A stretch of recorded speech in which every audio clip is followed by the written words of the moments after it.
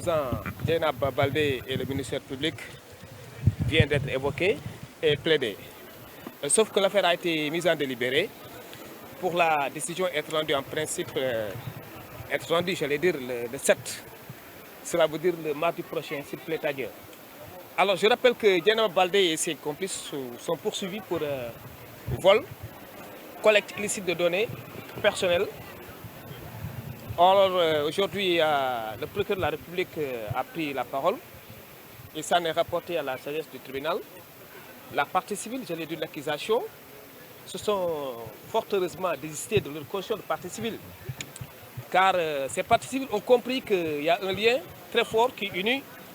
la dame Dieynaba Baldé à son ami Djibril Fall, alias Bril. Ce dernier, à la barre du tribunal,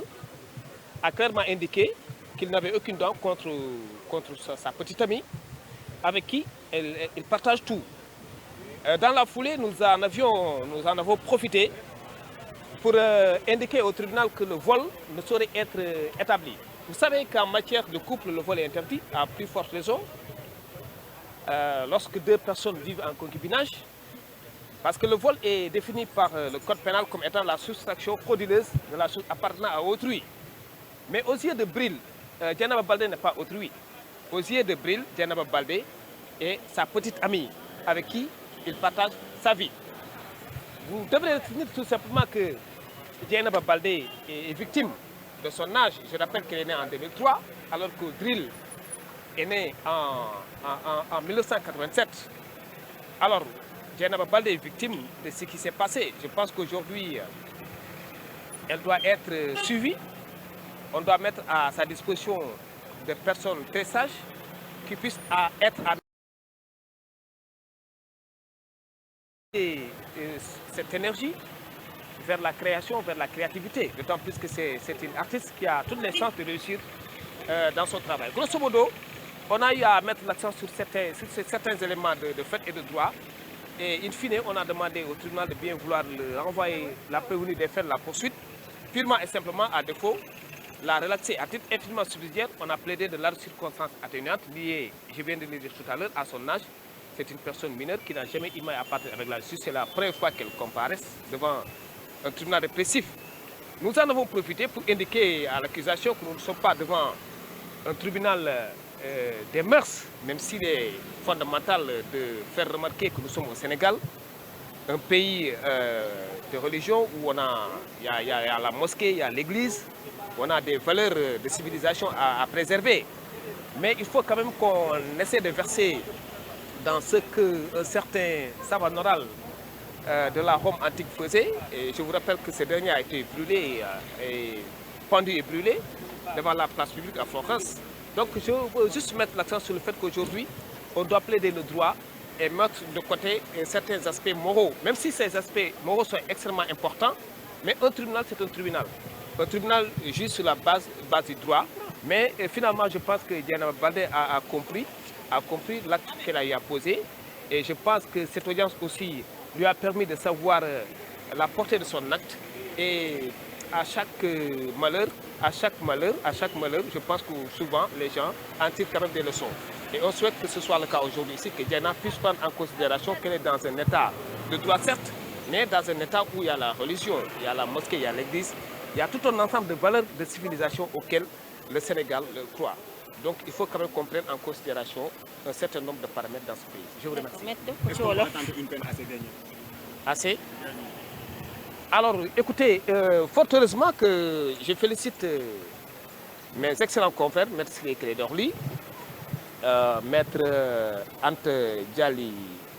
Mbaye, qui ont plaidé à nos côtés, Maître Abdelaziz Daf également. Nous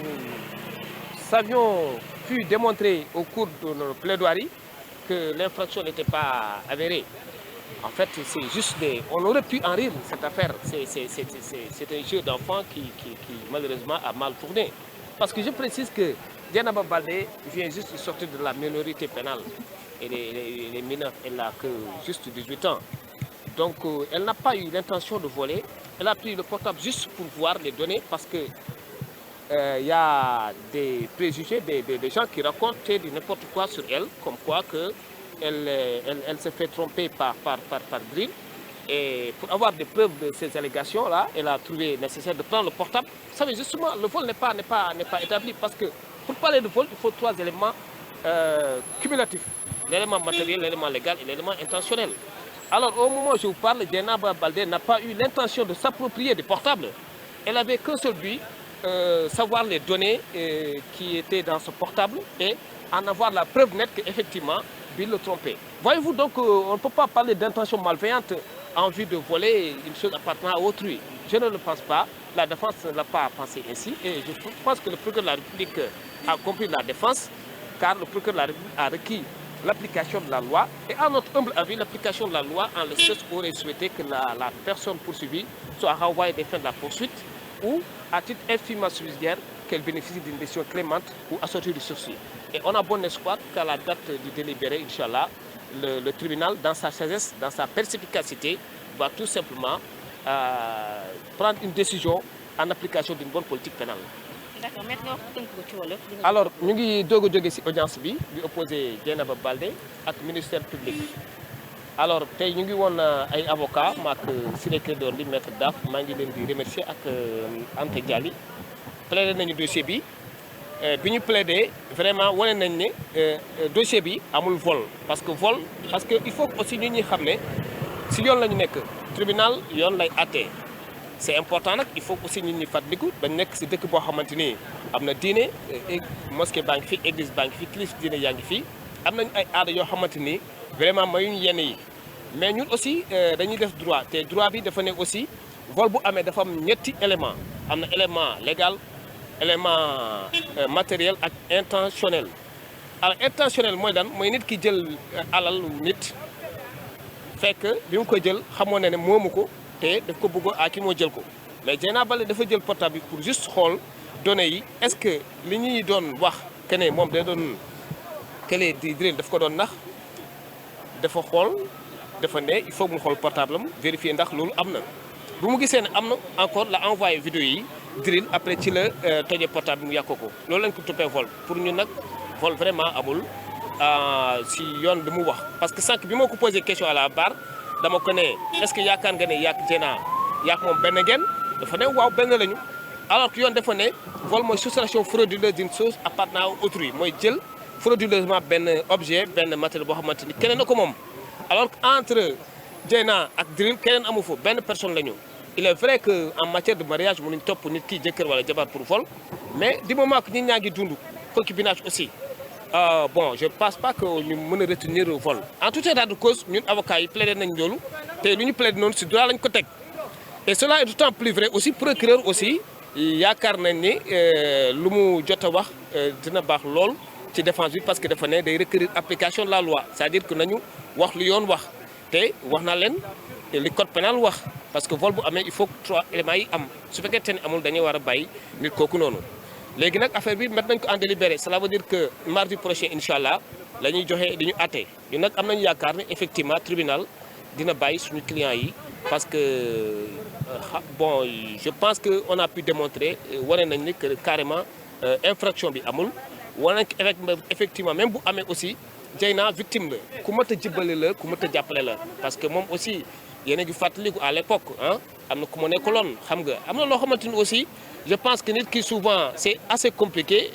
bu tamee lem nga jox ko suukar aussi day sàpp si moom xam nga am na benn train de vie booy dugg aussi souvent c'est assez compliqué il faut ñu falal yëpp souvent il y a des actes yoo xamante ni da nga koy poser inconsciemment sànq wax naa ko benn avocat ak benn chi ma nekk yow bi ngay wàcc sa oto xamoo ñaata pas nga def pour excéder sa bureau xamoo parce que y a des ce qu'on appelle l'inconscient amul benn intention malveillante pour jël yëfu jàmbur te nee na Drill du jàmbur si kanamam Drill mook Drill benn lañu la preuve en est que Drill bu mu ñëwee tey à la barre du tribunal dafa ne clairement que maa ngi baal Dieynaba Baldé te it li ma def plainte rëccu na ko lool parce que moo xamoon ne fii la yegg moom Drill mooy wax ah su xamoon ne fii la yegg du mës a porter plainte alors à partir de ce moment je pense que wax ji waroon na fi jeex maintenant nag nañ ci profité kenn ku nekk yedd sa bopp aussi parce que société sénégalaise je pense que aussi war nañu xoolaat éducation bi il faut que ñu xoolaat éducation bi dès le bas âge parents yi am nañ ci rôle école am na rôle c'est important ñu joxe yenn cours yu bëri développement personnel ak éducation tout ça bon je suis pas la personne la mieux indiquée pour en parler xam nga ah am na ñu ma gën a am xam-xam bëri xam-xam ñoo xamante ni mën nañu ko wax loolu c'est des considérations vraiment yoo xamante ça n'a rien à voir avec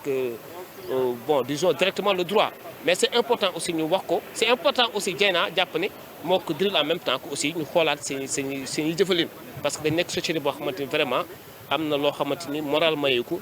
éducation mayewu ko religion it mayewu ko jërëjëf. mais da nga ñëw ci vol bi léegi te ñëw ci yenn infraction yi muy collecte d'ordinateur personnel ak extorsion. justement question bu am solo la parce que ñu ngi ko doon toppee vol mooy soustraction fraudeuse de la chose appartenant à autrui boobu teg nañ ko de côté parce que nee nañu drill du autrui ci kanamu Dieyna collecte illicite bi ça veut dire que nga jël portable nit ki mu am ay données ay photos ay messages nga jël ko collecté ko envoyé ko keneen mais moom envoyé ko keneen drill la ko envoyé keneen ba léegi ba moment bi ma wax ak yow nii jotul si données yooyu parce que police def na réquisition dem nañu sur le lieu si canal benn kii bu nekk Sud Foire xool nañu benn portable rek dañu gis yeneen yi gisaguñ leen parce que le corps de délit ba léegi gisaguñ ko donc c'est un dossier boo xamante ni vraiment dafa compliqué lool parce que atte aussi yombul atte aussi da ngay atte sur la base de preuve sur la base d'aveu wala ay allégations yoo xamante ni c'est consistant. D'accord, lan moo tax tribunal def li ngeen demandé mu liberté provisoire bi. alors tribunal disons xam naa bëggoon nañ ko bàyyi mais xam nga procureur aussi bi ñu waxee moom nee na d'accord pour ñu bàyyi ko parce que dafa ne elle ne s'oppose pas à ce que les rapports sur décision tribunal mais yaakaar nañ ni tribunal aussi décision bi fu leer la ko teg parce que xam ngeen aussi affaire yu mel nii day nit ñi dañ ciy wax parce que boo gisee réseaux sociaux ñaa ngi ciy wax am na loo xamante ni aussi peut-être tribunal moo ko xam lu tax defuñ ko ñun aussi ñu ngi koy rafetlu ah ñun aussi au-delà qu'on soit magistrat avocat gendarmerie et cetera benn idéal moo ñu réunir mooy l'idéal de justice en fait donc ñu ngi rafetlu décision tribunal bi te am nañu yaakaar ne la date incha allah indiquée dañ leen bàyyi mais pour l'instant xam na ne am na circonstances yu bëri ay raisons yu bëri yu tax tribunal aussi mënul jël décision bàyyi kii di Dieynaba Baldé ak ñooñam. Je vous remercie. Mais l'essentiel est que Bril ki ñu tooñoon ñëwoon à la barre ki ko tooñoon reconnaître effectivement tooñ na ko ñaan nañu baal ko baal nañ ko xool bu sedd guy li ma ci yokk mooy baal bi depuis vendredi la ko décidé moom Bril ñëw na sama bureau ne met man de dama décidé baal Dieyna Baldé malgré li xew yëpp dama décidé di ko baal lu sa xalaat ma ne ko loolu ça te grandit loolu acte bu important la baal ko incha allah bu ñu demee tribunal ñu wax ko tribunal léegi il est vrai que Brice perte na lu bëri image am ak ay données personnelles am ak ay vidéo yi mu am ay clip yi mu amoon loolu yëpp baal na ko il regarde à l'avenir du ci xool ci rétroviseur bi baal na ko xool bu sedd guy léegi débat yi am nañ wax nañ tribunal déglu na ñëpp tribunal jël na en compte mbaal Bril bi mais baal ak Bril bi dafa renvoyé au 7 septembre pour joxe atte bi lii daal mooy li ma bëggoon leeral Sénégalais Bril dafa désister toppatul dara Dieyna baal na ko xool bu sedd guy laaju ko dara laaju ko benn ndàmpaañ le tribunal jël na loolu yëpp en considération renvoyé affaire bi ba 7 septembre muy mardi prochain pour ñëw joxe atte bi maa ngi leen di gërëm di leen sant merci. Je suis maître Abou Alassane Diallo avocat à la cour avocat de Bril. mais maître est-ce que avec toutes les décisions que Bril a prises pour baal ki nga xamante ne moom mooy Dieyna est-ce que dina tere ki nga xamante ne moom mooy yoon mu def liggéeyam. du tout c'est-à-dire que plainte bu xasee ba am ki ñu tooñ moom li ñu ko tooñ ak xam bi mais bu xasee ba ñëw procureur mooy moom l'action publique dès qu'elle est en mouvement même boo retiré plainte bi du tere procureur continuer def liggéeyam tey jii nag retrait désistement bi dafa ñëw à la barre du tribunal jour atte bi le procureur a demandé l'application de la loi la balle est dans le camp du tribunal mooy joxe décision en tout cas il a pris bonne note de désistement de Bril les décision bi mu ngi ci loxo tribunal waaw. Merci beaucoup maître. jërëjëf maa ngi leen di gërëm